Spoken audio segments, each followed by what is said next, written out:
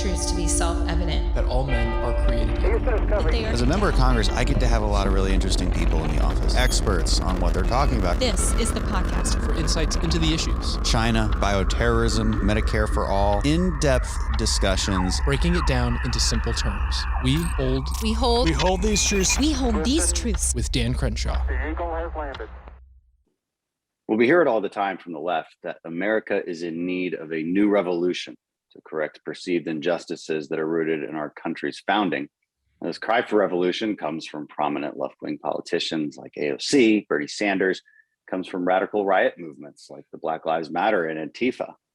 It's woven into the language of the 1619 Project from Nicole Hannah-Jones and the works of Ibram X. Kendi. But where does this cry for revolution originate? What is the driving force of this movement on the left, philosophically, politically, and practically? And is the solution rooted in our original revolution in 1776?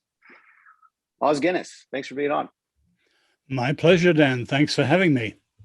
So I think you're well suited to have this conversation as kind of framed the discussion here. You write about this, comment about this problem a lot, the 1776 versus 1789 revolution. I've actually, when you were visiting our conference, still got that little short read that you have there. Appreciate you being on. I'm going to read a little bit about your biography before we get going. This is I'm sure everybody had this question, and here is the answer. Great grandson of Arthur Guinness, the Dublin brewer. So you really are the Guinness family. There's a lot of people who thank you for that, and a wonderful product that we all enjoy. You were born in China in World War II, where your parents were medical missionaries. So that's interesting. I do want to ask you what that was like. A witness to the Chinese Revolution in 1949, expelled with other foreigners in 1951, returning to England as a result of that.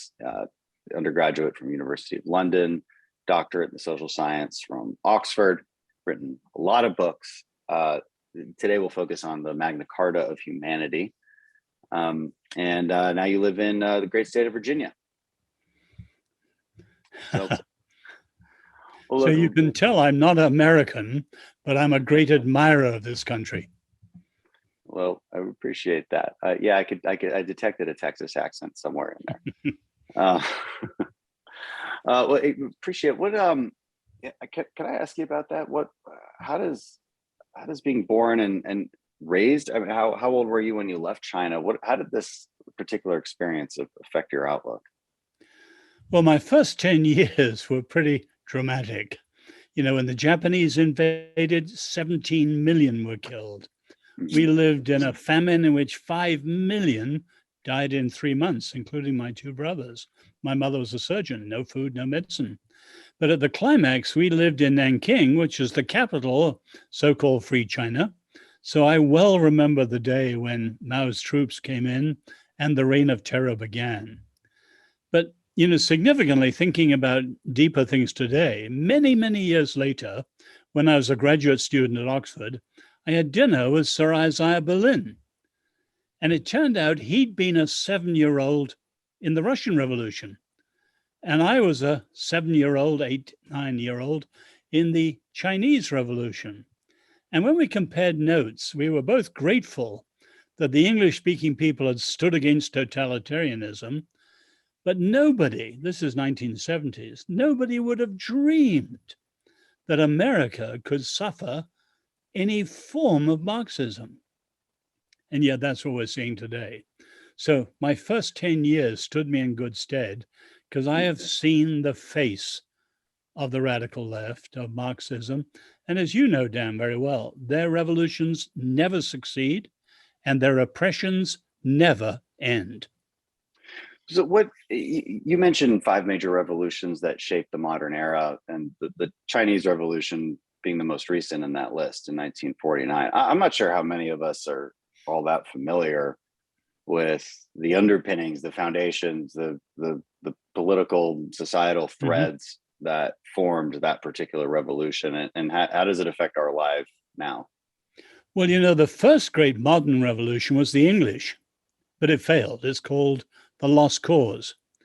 And many people see the English Revolution, the American Revolution as very different because one succeeded and one failed. But in fact, they're both not just English speaking, but the ideas of each revolution came out of the Hebrew Torah, the first 5 books of the Bible, above all, Exodus.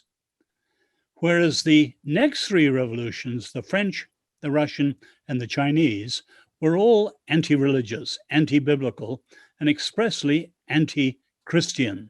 Mhm. So Solzhenitsyn used to say that an animosity towards faith and God was deeper in Marxism even than politics. But you can see that we've got to understand those revolutions, because all we're seeing now from the radical left, tribal politics, identity politics, the sexual revolution, cancel culture, critical race theory, all of that comes from the heirs of the French Revolution and has nothing to do with the American Revolution.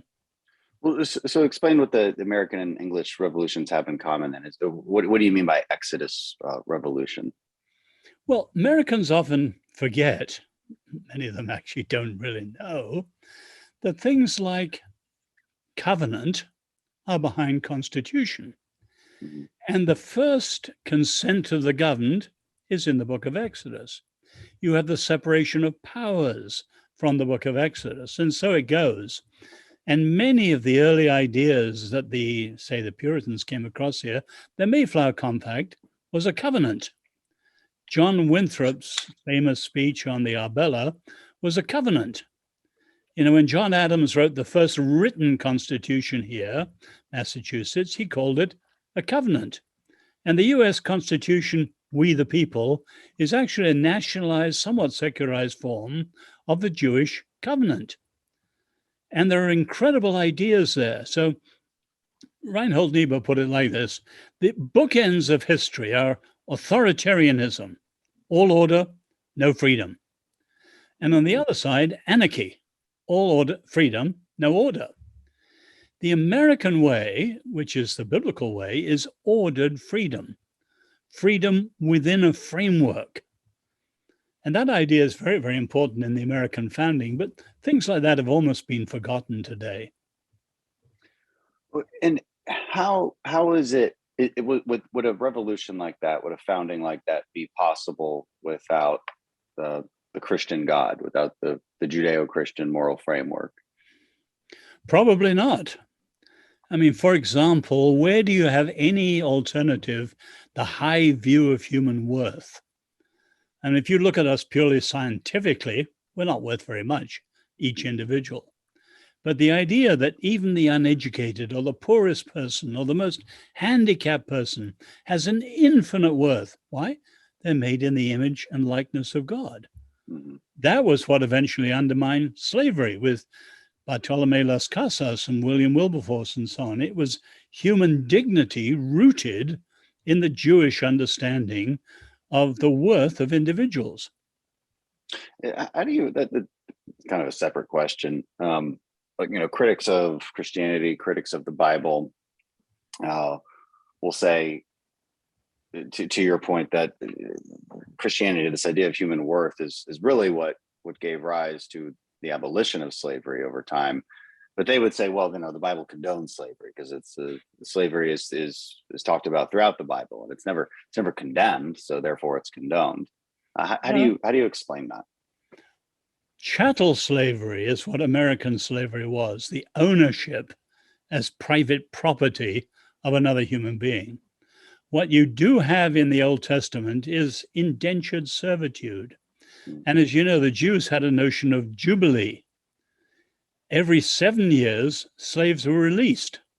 Every 50 years, even land and the various big injustices were redistributed back to their original owners. So it is not the slavery you saw, say, in the American South. Now, the American South and the guilt that's still lingering is a tragedy. Because actually, my family, you mentioned the Guinness family, we were friends and supporters of William Wilberforce. So the tradition I come from in England, we are proud to be those who stood for abolition and many, many other reforms too. And yet here, because there was that perversion in much of the South, the guilt lingers on.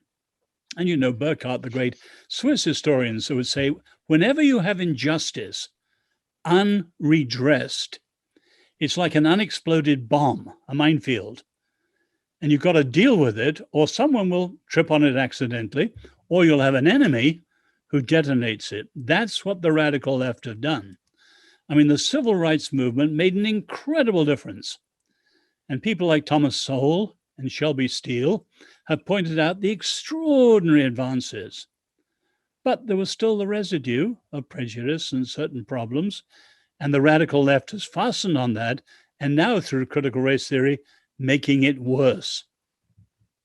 And look, I mean, the central to this conversation is this idea that these problems can be traced back to French revolutionary thinking. And what's interesting is we had our revolution in 1776. It's based on these principles of human dignity, of human worth, Ordered freedom. Ordered liberty, of course, and this natural rights. The French Revolution went a very different direction, even though, I mean, the French helped us defeat the British. They came to be in this scope of Western civilization, just like America did. How did it go so different? I mean, how? And maybe explain how it's different to the audience as well. Well, Dan, you know, although many people forget, the French Revolution only lasted 10 years in France. And then came Napoleon, a dictator. But while Napoleon said the revolution is over, completed, it was like a huge volcanic explosion, and the lava flow has flowed out ever since. So we're not talking about Paris today. The main lava flow that most people know about is revolutionary socialism, one word, communism, the Russian Revolution, the Chinese Revolution. That's not what we're talking about in America, although there are a few like that. We're talking about what's called neo-Marxism or cultural Marxism. And that goes back to a gentleman called Antonio Gramsci, an Italian Marxist jailed by Mussolini. And he shifted the discussion from things like politics and economics to culture. His ideas were picked up by the Frankfurt School, 30s, 40s, 50s, 60s. And importantly, the leader of the Frankfurt School in the US was Herbert Marcuse at the University of San Diego. Mm-hmm. So his ideas are behind the cancel culture. And you could go on down the line. But very importantly, in 68, he and a German radical called for a long march through the institutions. Now, anyone alive in 68, it was far worse than 2020. 100 American cities were burning. Martin Luther King assassinated. Bobby Kennedy assassinated. But the radicals knew for all that, they wouldn't win in the streets. So the Long March was a slow incremental invasion. The colleges, universities, the press, the media, the world of Hollywood and entertainment, and then sweep around and win the whole culture. And you can see they've done it. Academia, et cetera, et cetera. The big surprise, certainly to Europeans, is woke business. We all thought business would be the last fortress of American conservatism. But now, BlackRock and others, Larry Fink and others, HR departments and so on, you've got the invasion of the radical left, even in woke business and woke finance. So the Long March has been rather successful. Do you think this Long March is really this organized strategy, or did it sort of happen organically? I mean, we often describe it, and there's of course certain writers like Marcuse that did speak of it like an organized strategy, but it seems almost impossible to implement in that way. It's as if the movement really draws upon some deep-seated human desires for, I'm not sure what. I mean, what is the psychological underpinnings of the desire to and the love of Marxism? Why is it so why does it draw people in? If classical Marxism is revolutionary socialism, I call the neo-Marxism revolutionary liberationism. And I think the passion that unites them all could be critical race theory, critical women's studies, critical queer studies, critical fat studies. You go across the board. In other words, it's Occupy Wall Street, not just Black Lives Matter.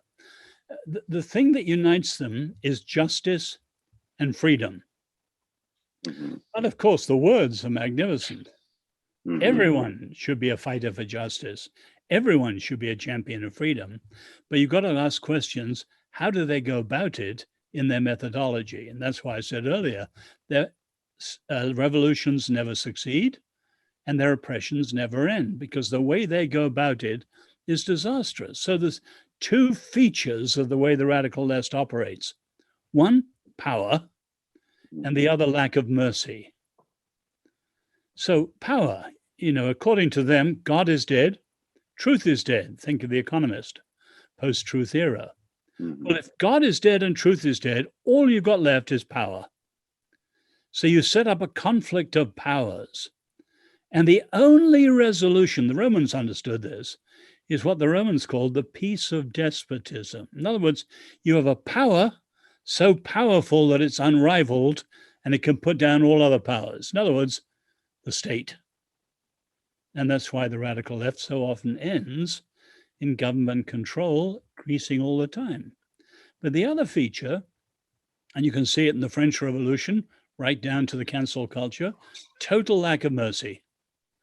If you're accused, you're guilty, and you're off to the guillotine instantly, or you're canceled or shamed on the social media, whatever it is. There's a total lack of mercy. So the radical left is incredibly dangerous and quite the opposite of the American Revolution. Yeah, and it's notable that they use terms that we would all agree with: justice, equality, freedom. I think they really focus on the words justice and equality. Again, those sound good, but they certainly define it in a very different way. I don't think they define justice in classical terms. They define it as they define it within the context of people having undue and unjust power over others, and them seeking to rectify this in this sort of zero-sum game, as you mentioned. Whereas I think justice in the classical sense would be the infringement of rights from one person to another, natural rights, life, liberty, and property. But they don't see it that way. I mean, they see that as perhaps the answer to rectifying injustice in the first place, is infringing on people's natural rights.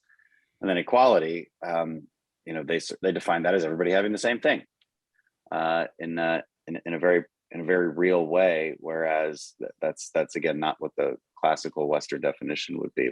It would be equality in the sense of human worth, and they define it as equality of behavior. Can you maybe expand on that? Well, obviously, liberty and equality, there's a tension between them. The American Revolution put liberty first, the French put equality first. But whenever you put equality first, it ends in leveling, it appeals to envy, and you have to bring in an umpire. Who decides? Well, there's no question who the umpire will be, the state. And so they talk equity and they talk equality, but they end up in a very, very different position. Equally, they talk diversity and they end up with uniformity. So the words are often good, but the reality in the product is a disaster. Yeah, you go through, I like this list in chapter 7 that it really goes to the postmodern power principles and their beliefs. You already mentioned one, it's based solely on power, and then it goes on, then they go on to categorize people, remove that individuality. Do you want to go over that and sort of explain kind of the underlying you can read their own books and how they set about it, but basically they say you must analyze discourse. How do societies speak? What you're looking for: who's the majority, who's the minority, who's the oppressor, and who's the victim. Well, when you found your victim, not an individual, but a group, you weaponize the group in order to try and subvert the status quo. And it's a carefully thought out way. So they've changed terminology. And in the 60s, I was a student in the 60s, they used the word conscientization. Not a clumsy word, but making people aware of the system of injustice and so on. That was too clumsy. Proletariat, bourgeoisie, they've abandoned all those words. Now people are woke. But the question is, what does woke mean? Alive and alert to justice, but always with a view to revolution at the end of the day. So we shouldn't be taken in by the words that they use, but always press them to see where the logic of their words and their ideas leads to. Well, one thing I noted you wrote that we're at risk of becoming a post-rights world. What do you mean by that? Well, if you look at the Universal Declaration of Human Rights, it was actually written, Article 18, by Charles Malik, who happened to be a Catholic leader from Lebanon, foreign minister of Lebanon. But behind it was the thinking of people like Jacques Maritain and so on. In other words, the understanding that every human was made in the image of God. Now, if that's gone, why is there a value to people? If there's no truth, you take, I won't mention names, but some of your distinguished members of Congress are habitual liars. They're chronic liars. No. They barely open their lips and we know that they're lying about something. Well, in a post-truth world, lying becomes rife, more and more common. But equally, if people are not made in the image of God, or there's some high view of an alternative, why humans should be valued, they will be treated as less. As the people put it about the 20th century, it severed the idea of a human being from the idea of being human. And that's disastrous. Look at Putin's merciless treatment of the Ukrainian civilians. Appalling, absolutely appalling, a human rights disaster. But clearly he has no view of human dignity and what undergirds human rights. I like this section on the question of equality, because look, equality again is one of those things that seems like such a nice goal, and left-wingers are often very successful politically because they're the party of kindness, as Elon Musk recently noted after he famously announced that he's switching to the Republican Party. But he, like many others, want to vote for kindness, and to say that there should be equality is certainly a kind thing to say. But there's three things that you note about it. Well, it can't be the ultimate good because it will turn into a zero-sum game. Number one. Number two, it confuses equality of personhood with equality of behavior, which opens the door to immorality. And number three, pursuit of equality and non-discrimination requires a pretty strong authority to adjudicate the claims of disadvantage and injustice and victims, and then somehow impose perfectly socially engineered solutions. Well, one of the big differences between the American and the French Revolution was their view of human nature.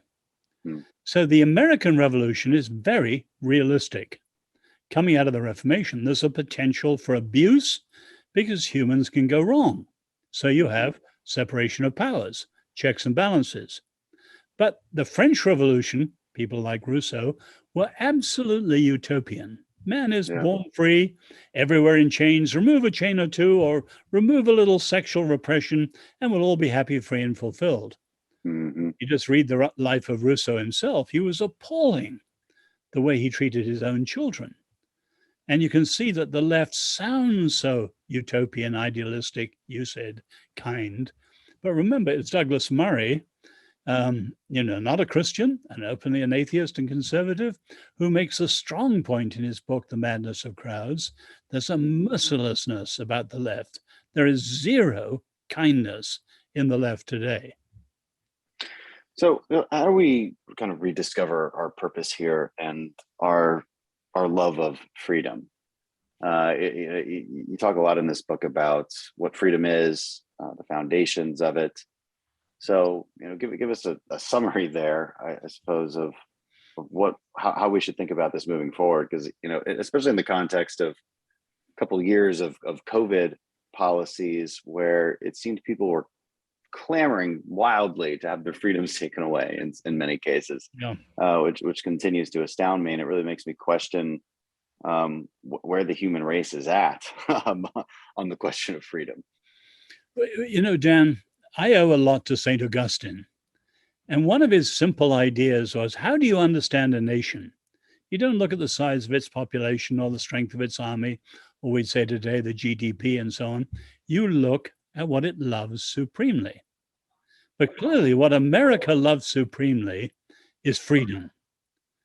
But there's chaos and confusion about what freedom is. So, Lord Acton, the great historian of freedom, he says the basic division is those who see freedom as the permission to do what you like, and those who understand it as the power to do what you ought, obedience to what cannot be enforced. Or when I was at Oxford, I mentioned Sir Isaiah Berlin. His great difference between freedom as negative, in other words, you have to have freedom from anyone under the power of anyone else or anything else, like, say, a drug or alcohol. They're not free. You have to start with freedom from. But Berlin said, you've got to have freedom for, freedom to be. And that requires truth. You got to know who you are and supposed to be to live up to it. Now, a lot of American freedom today is purely libertarian. Don't tread on me. Not in my back, you don't. All these sort of things. In other words, get the government off my back and I'll be free. But the freedom is often chaotic. We've got to really start thinking through what is freedom. Yeah. And that's very basic. But, I'd add one point there. President Trump used to say, MAGA, make America great again. And President Biden talks about restoring the soul of America. But neither of them ever said what made America great in the first place. Oh. So we need someone like a Lincoln. And he called, he believed in the Declaration. He tackled the evil of slavery. He believed in what he called the better angel of the American nature. But he called America back to a new birth of freedom. And we have to have a leader. Dan, you might be the man who will really do that for America and call America back to what I'm calling a new birth of freedom. I'm not American. I admire this country, but it's an incredibly pivotal moment now. Yeah, I think you're absolutely right. It's my issue. I take issue with the right on this oftentimes because it seems more and more like so many forget to even argue for what we're trying to conserve. We are trying to conserve the things that work. To put it very simply, the foundations of government, the foundations of society. And people, I think, understand that intrinsically, but they never know how to articulate it. Instead, we just scream, as you mentioned, don't tread on me. But that's not necessarily a compelling argument. No. And libertarianism is just as utopian as Marxism, in my opinion. And it does lead to this, it's purposeless life. It's an okay market theory, I think. I think it, works all right for economic regulation. But I think it stops there, just as a generally as a governing philosophy. And so we should certainly distinguish conservatism from libertarianism. And when I see some of these sort of libertarian right-wing populists, I'm like, you guys are just liberals that like to post pictures of your guns. That really is just what it seems like. I mean, it's just become this sort of team sport where, okay, hey, what are the things we're supposed to yell? These are the things. Okay, why do we believe them? Who cares? Doesn't matter. Just yell the things. No, that's right. That's not conservatism. But Dan, I've got a couple of other disappointments, let me put it that way. What's happening on Capitol Hill? I was at a dinner not too long ago with wonderful people, an incredible evening discussion. But I said to my wife when I got home, it was all trench warfare. They're doing this, we'll fight them there. Scandal here, we'll answer that. There was, the English word strategic comes from the Greek word for a general, strategos. Yeah. There's so few who have a general's eye view of the whole battlefield. rather than the trench warfare and hand-to-hand fighting. And my other disappointment living in DC is that you have a lot of the good thinkers who tackle what I call the mid-level problems. They're calling for character and civility and the common good. These things are all important, but they don't get down to the deep division. You know, the great Jewish prophet Jeremiah says twice in his book, you can't say peace, peace when there is no peace. That's appeasement. And you've got to be prepared today, I know you do, people to go to the root of what we're facing and call people back to the history and the roots of a better way. But we need leaders across the board who know the American experiment, who appreciate history, and who know how to reach out and call Americans back to the best of their view of freedom. What do you think is the greatest challenge then? Maybe I mean that culturally / politically greatest challenge to America right now? Well, my book, I think, is the deepest challenge, this division between ideas from the American Revolution and ideas from the French Revolution. And we're being overrun with the latter. So, you know, I live in Virginia. Glenn Youngkin, our new governor, is a friend of ours. It all happened because of the parents in Loudoun County blowing up over critical race theory. Yeah. But what doesn't that make you more optimistic though? Because the one question, you know, this battle between the American and French Revolution has existed since the American and French Revolution. Is it worse now? You've got a lot of experience in this. You know, like you said, you grew up in the '60s, lived the Chinese Revolution. Should we be that pessimistic? Is it worse now? Or you know, is it, and will this just always be with us? Is there ever going to be a defeat of the French revolutionary thinking, or is it just too enticing for that emotional mind? No, I think America's got to make a choice, because the differences make a difference. And one way goes to a genuine freedom and the other way down to oppression. But what struck me, I am a person of hope, and we're not talking about why at the moment, but what struck me when Loudoun County blew up, many people were suddenly horrified and they'd never heard of critical race theory. And then they said, it goes back to the Harvard Law School and Derek Bell. They didn't understand. It goes all the way back to the 1920s and Gramsci. It's far older.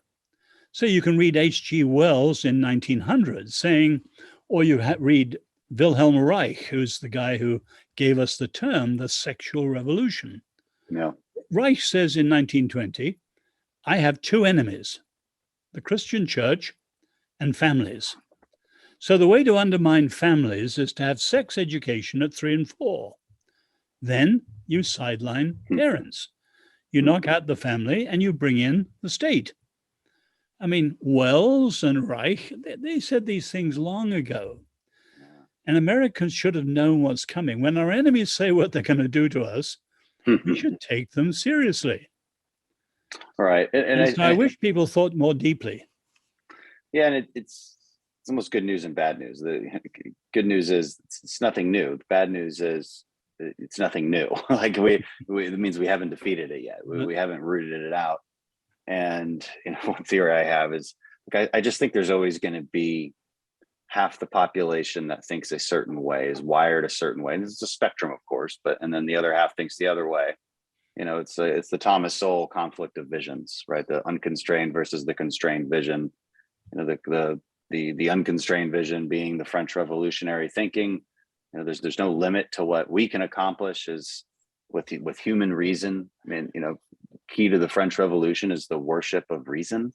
But you know, reason based on what? Maybe help us explain that. I mean, why do you say reason can't? True reason can't really exist without God? Well, let me go back a minute to what you're saying. We'll have these problems with us always, as it were. Now, let me go back to something that's very, very critical to America. You remember the early motto, e pluribus unum. You know, many nations are connected, they're racially or ethnically or culturally or whatever. Not America. People have come from all over the world. I'm Irish. You got more Irish here than we have in Ireland almost, and so on. So the American motto is terribly important: a pluribus unum. If the unum goes, you have nothing dividing and uniting you. That's right. So where was the unum in the past? It was what was taught of civic education in the public school. Right. Now, that was also the public common school. Story. And then you had immigration. So new arrivals became Americans. They knew what it was to become a citizen. So the open border and the lack of civic education in the schools today are a disaster because there's no transmission and there's no unum. The republic will inevitably collapse without a unum and without transmission. So there are a lot of things that are really dangerous happening.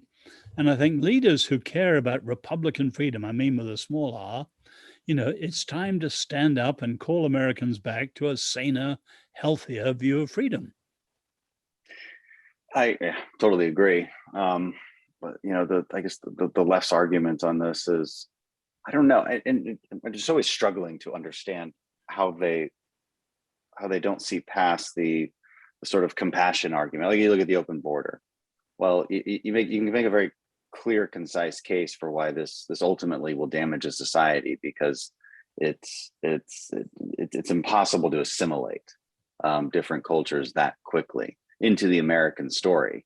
And so there's this simultaneous attack from both flanks wherein you have this influx of people, fine people, I'm sure. I mean, at least they share Western values generally, but it's certainly not American. Not that they can't become it. It's just there's a process of assimilation, and of course standards and process by which we do that legally because of the whole system of laws thing. And then on the other hand, they violently attempt to dismantle the American story in and of itself. Tearing down statues, questioning questioning the basic good of our founders and the good of our founding. You ruin that story, and you have no Odom, right? It's easy to tear it apart, and that's the goal of the revolutionary, to tear it apart. Ultimately, just so they can have their own power, I suppose. And the current phrase going around Washington, quoting Lenin: "The worse, the better." The more confusion, the more chaos, the more cynicism. Take the 1619 Project and so on. These things are absolutely deadly to the Republic. In other words, the genius of the American Republic takes like an engine of a car. You can't put diesel oil in a petrol engine. You can only run a good car a certain way. And the same is true with Republican freedom with a small r. You've got to run it the way it was designed to be. You look at, say, the disquiet over the Supreme Court now. That's incredibly dangerous. Abort the court. It's a cute slogan, but a disaster for what the Supreme Court and the Constitution are supposed to be. But the left is undermining the Constitution. They certainly are.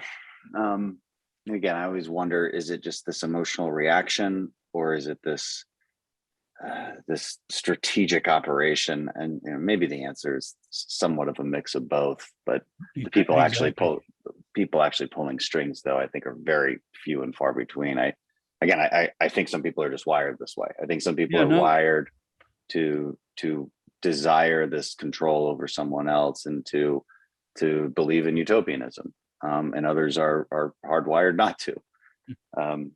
But Dan, you can go to universities and discover the books that are behind a lot of this stuff. Mm-hmm. And so I agree with you. There's no one person, or you can think of the malign influence, say, of George Soros. Yeah. I mean, when he came into the radical left early in this century, he's created a kind of ever morphing, swarming pop-up protest movement. Different names: no justice, no peace, Black Lives, and so on. No one person's behind it all, but it's incredibly strategically thought through.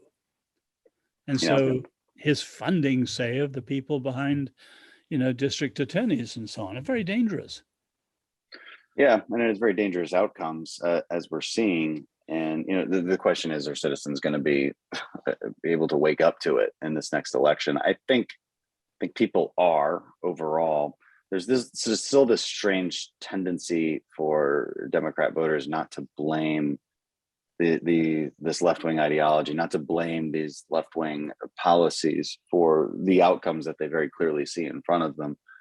You know, how that happens, I don't know. I think Glenn Youngkin's election is an indication that people are seriously waking up to it. It's unfortunate. Things have to get pretty bad before they wake up to it. But you remember the conference we met, where one of the questions was, when we win in November, what will we do with the victory? Yeah. And again, in the trench warfare, hand-to-hand fighting idea, winning is everything. But actually, that's only the beginning. It's only the means to an end. You've got to have leaders who Lincoln-like will call America back. And without that, you'll just have another swing of the pendulum. You're absolutely right. I mean, like you can win elections for a couple of years based off resentment, but if you want to win for decades, you need inspiration. Mm-hmm. And we're lucky that we don't, as Republicans, we don't have to create the inspiration. It's already there. It's written down. We have our own history to look back to inspire people for the future. And you're right. It's again, it's a constant source of frustration for me. This sort of like news of the day, tit for tat, which politics has become. Again, like it really is like it's like going to a sporting match, you know, and watching people with red and blue jerseys just hurl slogans at each other. The other thing that I tell people is, look, there's a lot of people who yell real loud and they say they're fighting for you, but they're not really fighting for you. They're fighting for your attention. And your question to them needs to be, what are you going to win? You know, are you going to win anything? And there's Republicans that take a lot of crap from the base and the activists like Mitch McConnell. Well, Mitch McConnell's done a lot of winning, you know, with Roe v. Wade and when he took that stand. People don't quite realize how much maneuvering took place in the Senate to stop the Build Back Better plan. You know, that's strategic thinking. That's winning. Easy to put on a good speech or make an exciting video. And of course I do all these things as well. But there's got to be method to the madness. It's got to be for the ultimate goal of persuading people to think your way so that they elect you, so that you have a majority, so that you can actually do what you want to do. But I do think that just like the Civil War really called into question the whole American experiment, so where we are today calls it in equally. And you need, where is the Lincoln? Yeah. Someone who will transcend a lot of the party fray and really speak to America at this present hour. Now we know, of course, Lincoln paid the supreme price, and it will be very costly for anyone who stands today in the day of the social media and so on. I think that's right. I want to change subjects only slightly and go back to the question I posed before, which was, again, going back to this basic divide of French Revolutionary thinking and American Revolution thinking, and this worship of reason, which I think is based on this idea that humans don't need a divine source for their reason. They can just come up with it. You can start from zero. You don't have to build atop foundations. You can just make them up as you go, and like let science dictate your actions and your government, like this ultimate technocracy. What's your counter to that? I mean, what do you tell someone? Like, why would you tell someone they need Christianity or they need God to even come up with science in the first place, to even have the scientific method that we enjoy today? Well, there are two magnificent tools we have as humans. One is reason, as you mentioned. The other is a scientific method. But both of them are tools, and they need a framework. So you've got to be able to put the tool of reason and the tool of the scientific method. Science is all about how. Mm-hmm. Incredible benefits for human progress, but it doesn't answer any of the why questions. You have to bring in deeper answers for that. So I would argue that even if I weren't a Christian, I happen to be a follower of Jesus.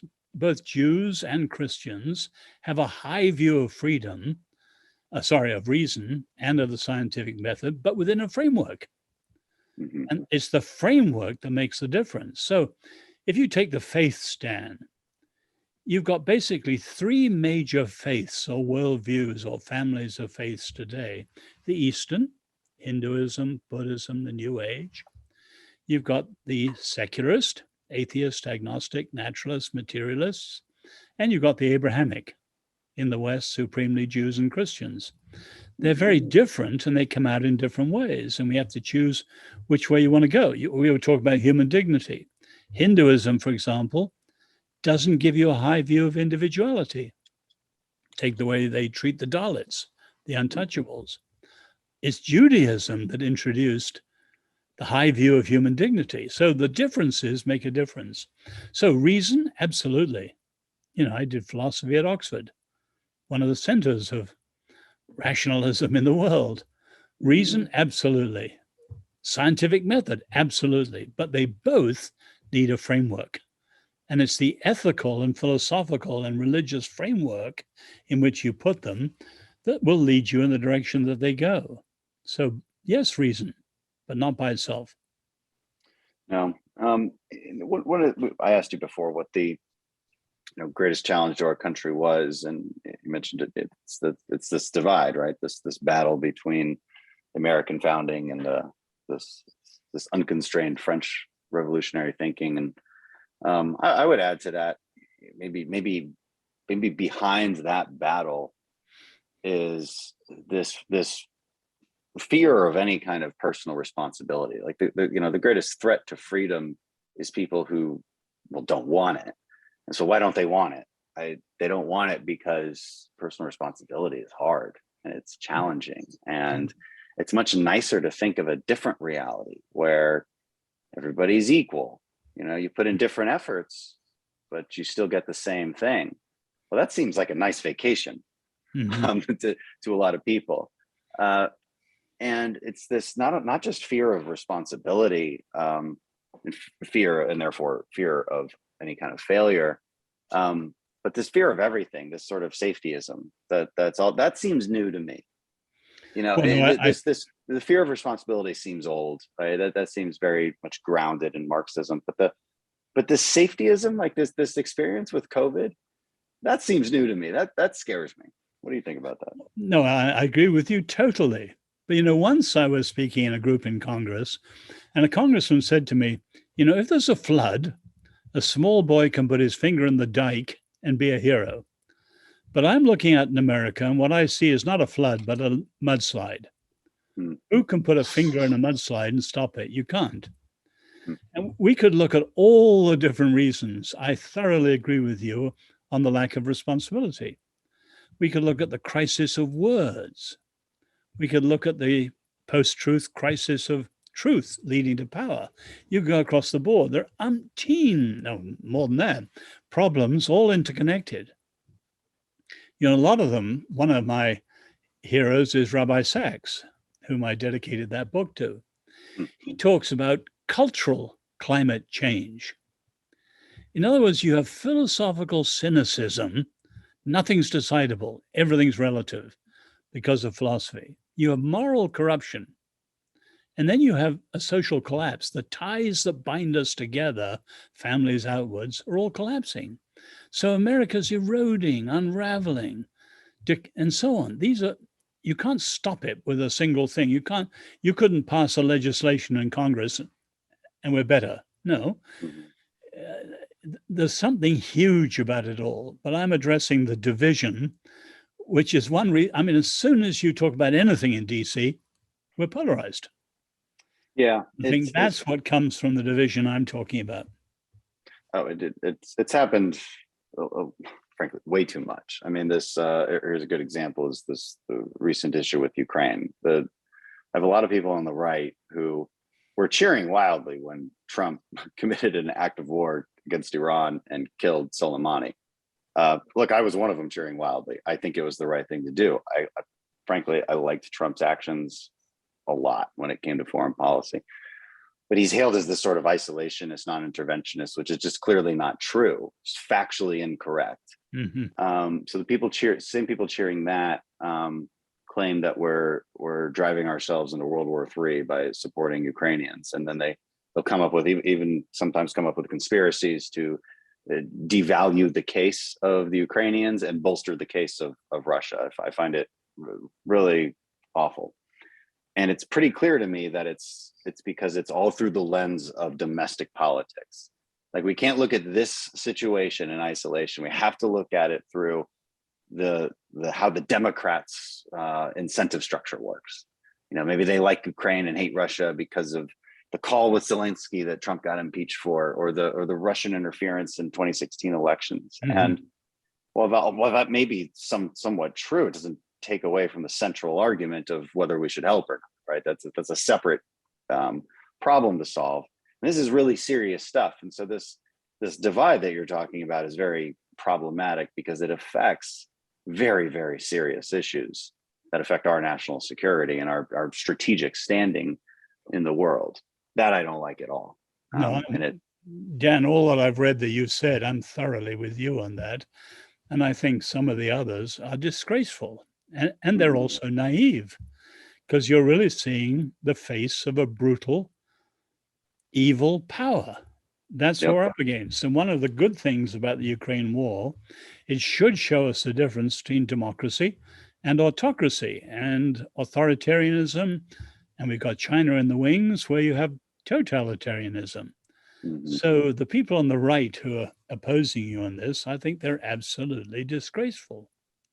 It is. And like, there's good arguments and bad arguments, as I point out. Good arguments are, hey, look, you know, we got problems here. There's a lot of money. That's fair. I'm still not sure how you then decide upon zero help as a result of those concerns. But then the bad arguments are some of the ones I stated, again, like these conspiracies about biolab weapons, this notion that all of our support's going to these neo-Nazis, which is clearly just playing into Putin's narrative of the denazification of Ukraine. You know, I wish people would just do just a tiny bit of research into Russian history and the Russian history of propaganda, both in our country and in their own country. And I don't think we'd have these problems. But again, I think the real reason they don't want to do that is because people tend to see these things only through the lens of domestic politics. Mm-hmm. And they get real mad at you on your own side if you're like, if you pick and choose, you know, thoughtfully what your opposition is doing well and what they're not doing well. Like, no, you have to be against everything. Well, if you're against everything, then you sound a lot like the left. I remember Trump was really good at this, getting the left to contradict themselves constantly, because it was almost, you know, he had this like ability to do reverse psychology on the left that was just really amazing. And if we don't see ourselves doing the same thing, reacting in the same way, you know, we're crazy. We're not very observant. And so, like, in the end, another threat to our society is this emotional thinking, right? This reactionary contrarianism that is very prevalent. It's the opposite of reason and rational thought. But, you know, if you analyze the crisis of truth, some people have reduced it to relativism. Some people, and Rousseau again is behind this, reduced it to subjectivism. What I feel is right. What I feel is wrong. And then others today, the really radical ones, have reduced it to constructionism. And you have the extremes of the transgender movement. You know, whatever you feel you are, you are. And you're flouting even biology and so on. So you've got some very radical ideas, and they work their way out in a lot of crazy practices. So we're in an extraordinary moment. Your challenge, though, I think, and I imagine it'd be easier if you were a senator and then if you were vice president or president, is to connect the dots for people. Show them the global situation we're facing and what America requires and so on, and set it out. We need someone to lead a new way, not more of the tit for tat, as you put it, but something that's a general's eye view of what we're facing. Yep, like I said, resentment can win you an election, but inspiration can win you 10 elections. Right. And if we move that direction, I think we're on a good path. And part of that is finding our purpose forward. That's something that's really what you were talking to us about. That conference was finding purpose. You know, the biblical word vision. Yeah. Without a vision, the people perish. The word is fall apart. America has no united vision. That's what a Lincoln or an FDR, whoever it is, that's what they bring. A Reagan brought that. Mhm. So by God's grace, you must do that. We're working on it. Hey, in a land without vision, the one-eyed man is king. So that's sort of the saying. Os Guinness, I really appreciate you coming on and appreciate your deep insights into our history, our philosophical underpinnings, all of it. It was excellent. Thank you very much. Well, real privilege to be with you. Thank you. Hopefully see you soon.